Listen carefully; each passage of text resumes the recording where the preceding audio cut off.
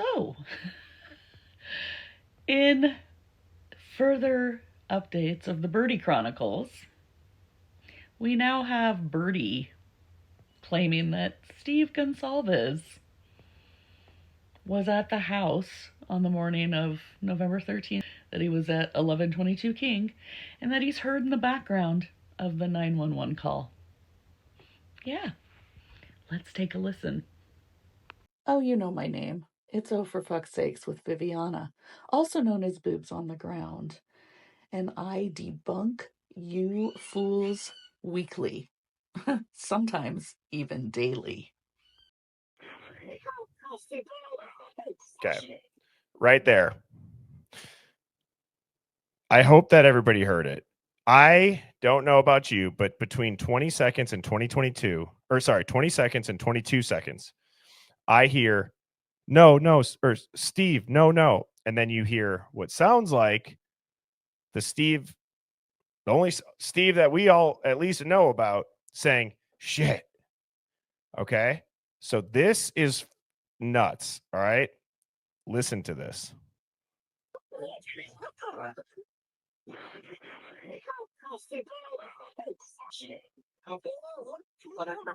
Tell me you guys didn't hear about that. Oh, we've definitely heard about that because of the fools in your comment section that go out and spread this misinformation onto other channels' comment sections. Steve, no, or no, Steve. And then you hear the Steve that we've seen on TV say, shit.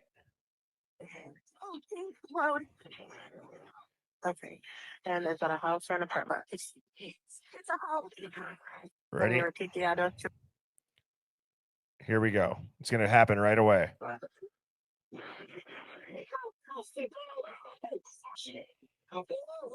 is the rest of the address? No, good Lord. So I'm going to play the part of that 911 call original that was released. KXLY put it out. Hasn't been tampered with anything. And then you can listen to it and see what you hear.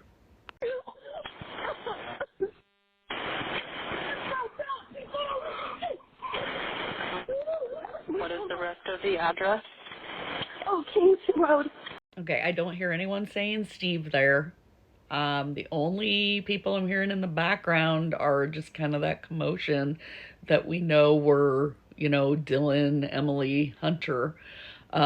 Now I'm going to play that same segment, but where it was enhanced by Jeff H. And you can kind of hear the voices a little bit better. But what it doesn't do is all the shenanigans that Birdie does, where he gets all these things purposely up to make it sound nefarious. So let's listen.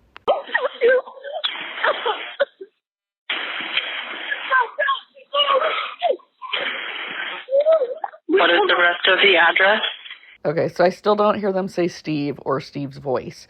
And what's in the court documents that they believe it says, and they probably had analysts listen to it, they believe that she's saying, I'll talk to you as we're, and then it's inaudible, and then she says, so we are next to them. Because I believe that's when Emily got on. After Bethany. And so she was probably like, hey, we live next to them.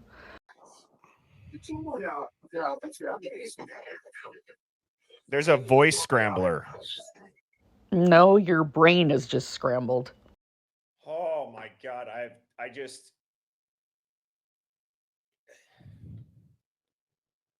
I feel like there's really no other explanation for this 911 call other than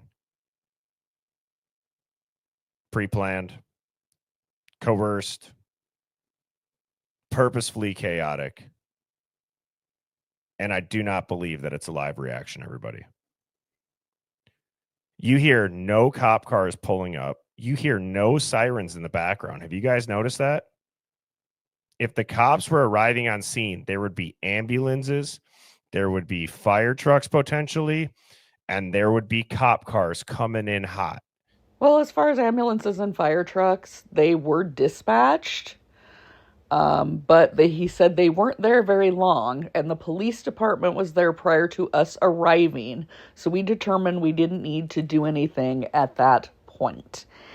And I also will add that one of the gals I know that lives in Moscow had said that they were kept back at a staging area until the fire chief could determine if they were going to need to go into the house. But you can make out a little bit of a siren, and it's probably from a fire truck or ambulance, because a lot of times they aren't going to use their sirens unless there's traffic they need to get out of the way.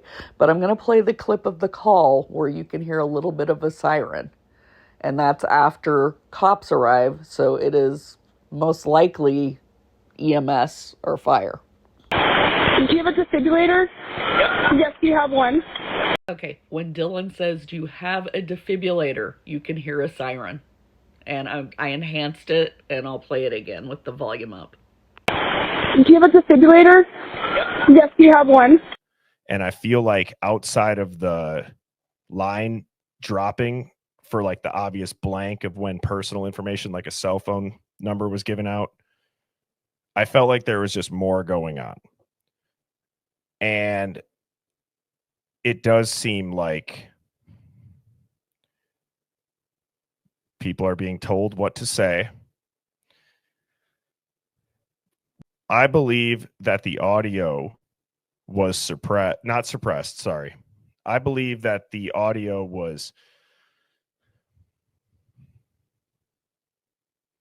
edited or manipulated prior to its release to hide certain aspects of it. Okay, well, let me get this straight. You really think that Whitcomb would edit that audio before releasing it?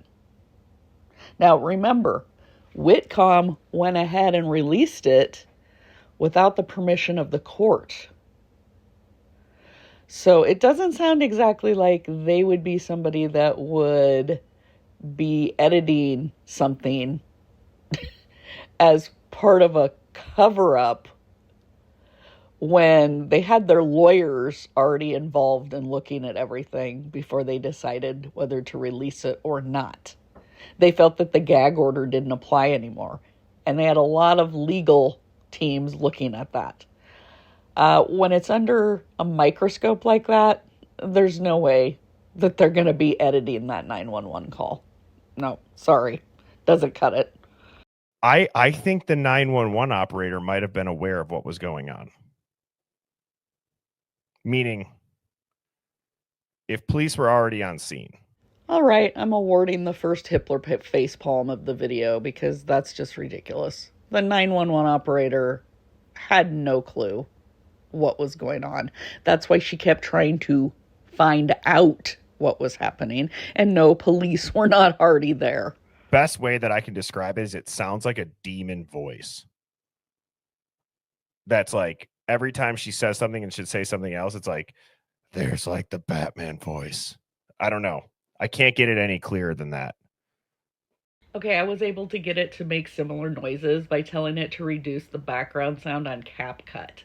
So what it did is it reduced all that static, but it wants to turn it into something, so it makes it sound almost like these whispers. That's why I rarely use the reduced background. I normally enhance the voice instead of reducing the background, and I isolate the voice. But if you listen, you'll hear similar to what Birdie manipulated his clip to sound like.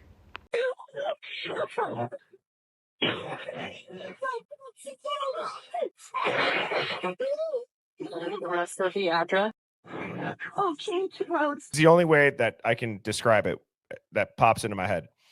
Imagine you're giving a presentation with like your business partner or your classmate, and your turn comes on, and you make your introduction and you finish it, but you forget a point to make.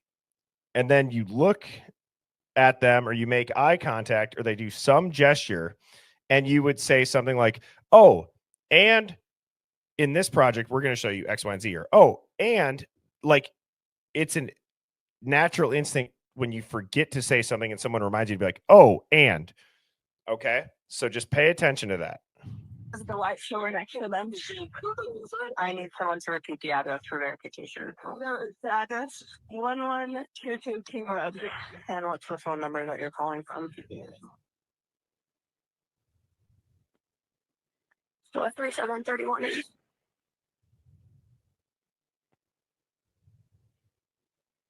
So tell me exactly what's going on. Okay. Oh, and they saw some man in their house last night. So that's what I'm trying to get at is you hear a voice in the background, like remind her to say that.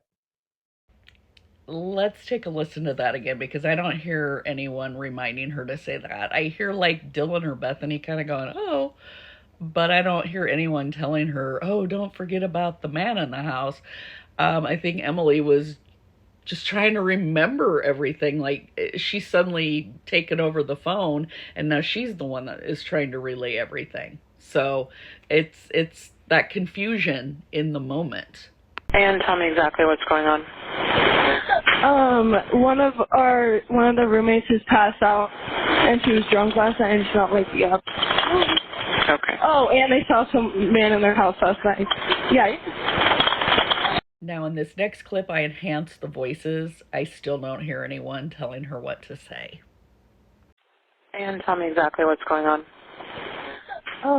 One of the roommates has passed out, and she was drunk last night, and she's not waking up. Okay. Oh, and they saw some man in their house last night. Yeah. Can I tell you what happened? There was a man in a mask pretty much at 4 a.m. In a weird way. This is why I talk about the 911 operator potentially knowing what's going on. Because it's almost as if the 911 operator stops her from saying this. If you go back and you look through the lens of like the 911 operator is completely guiding this call from straying away from anything else. Newsflash, that's what a 911 operator has to do. They have to get to what is going on with the person that's being called about, with the injured person. So they are steering the call. And if somebody tries to add something else, they're going to steer away from that. They're going to go, yeah, but what's happening with the person you called about? So they called and said somebody was unconscious. She's trying to find out what's going on with the unconscious individual. That doesn't mean she knows anything that was already going on. She's trying to do her job and find out what is happening. So, and I heard a lot of people saying that they thought she was curt and short, etc. No, that's her job. She was very professional. She did a very good job, especially with, 4 people running around confused, handing the phone back to each other, and she was able to kind of get out of them, not breathing, etc. Okay, cops have arrived, etc. So, no, she didn't have any idea what was going on there when she took the call. I don't care. I'm letting it fly because that to me sounds like it. Guys, I hate to say it because if I'm going to commit to what I think this phone call is, I have to say some uncomfortable opinions. And that's all this is. This is my opinion. Nobody has to agree with it. That sounds like a fake, whiny voice. And that's harsh. That sounds like any female around that age could make that same voice on the spot. Okay.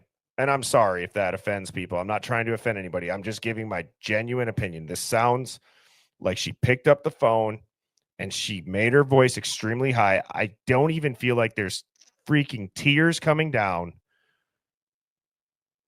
And it sounds like it was like, all right, they're about to pick up. I'm gonna exaggerate this.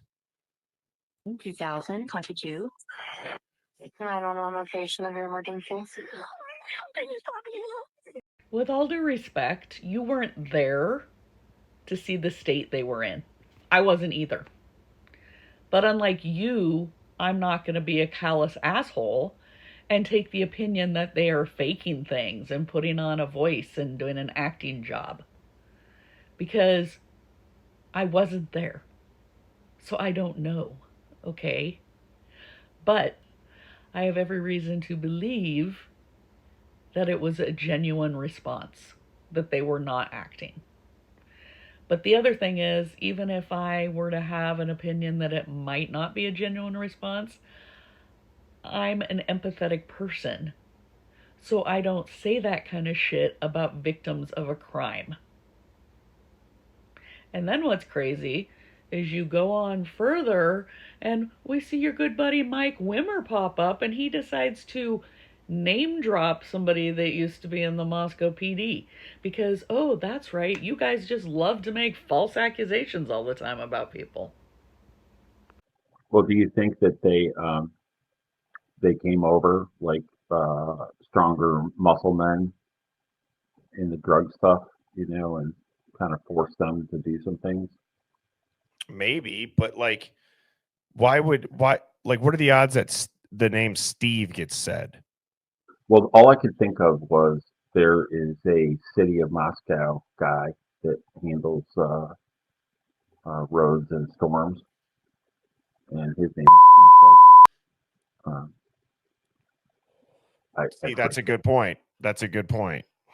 He comes up when you do a search for cops, MPD cops, but maybe he used to be a cop and now he does. But I was like, storms and drains. I was like, this guy. They have some videos of him doing sidewalk cement and stuff, and that caught my attention. But he looks like a pretty tough guy. But he could be, Mr. Big in the distribution plan. But why I was picturing when the woman says get up, I thought of them being downstairs in Bethany's room, and they're like, get up. Oh, I see what you like. Come up here. Well, or they go into the bedroom and they're so freaked out. In a world of pure imagination. Hold on. Did that sound like a different language? I know it's in reverse, but didn't that sound like? Again, guys, I understand I'm playing this clip in back, like in reverse, but even when I was playing it forward, it sounded like it was in reverse already.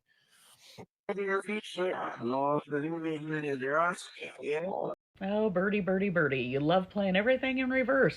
You love having AI tell you things that really don't exist because you feed it with information to get those results. Yeah. And what's really sad is that a lot of your viewers buy this shit hook, line, and sinker. But as if it's not already low enough to say that these four aren't dead, that they're in Witsock. But now you're going to accuse one of the dads of being at the house and telling them what to say on the 911 call. No, get the fuck out of here. You know what? Opinions are like assholes. We all have them, but some people shouldn't share theirs. And you're one that definitely shouldn't share.